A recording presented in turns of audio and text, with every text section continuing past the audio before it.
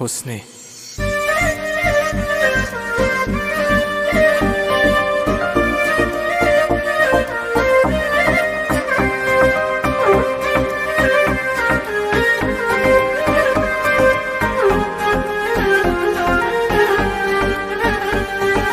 نیستی و حال دل من خرابه، دلتنگی ها توی دلم زیاده.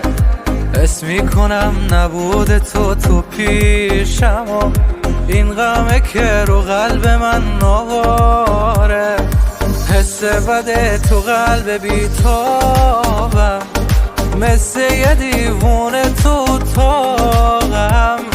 میشینم و میبینم که این روزای من همرنگه با شبای تارم. شبا همش بیتابی و دلتنگی دارم، تنهایی یارم شده و شبگردی کارم. خیابونا و جاده های شهر میدونن که من دور از هوای تو چه حالی دارم. آخه دلم از عشق تو که گله داره، این آدم واسه تو بدون یه بیقراره.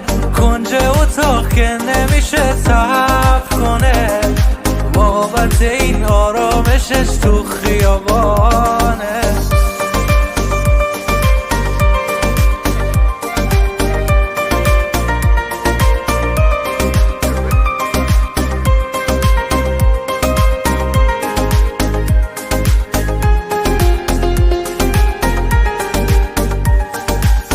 هی میخوام فراموشت کنم نمیشه، آتیش قلبا به چشم خاموش نمیشه.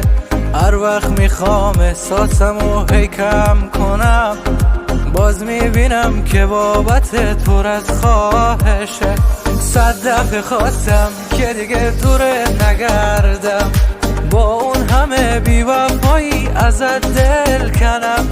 تلاش کردم دیدم که باز نمیشه، نتونستم سرگردون حال خودم باشم. شبا همش بیتابی و دلتنگی دارم، تنهایی یارم شده و شبگردی کارم.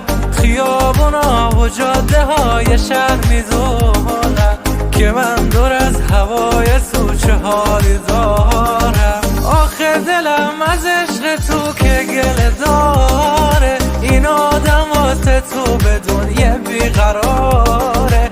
کنج اتاق که نمیشه صبر کنه، بابت این آرامشش تو خیابان.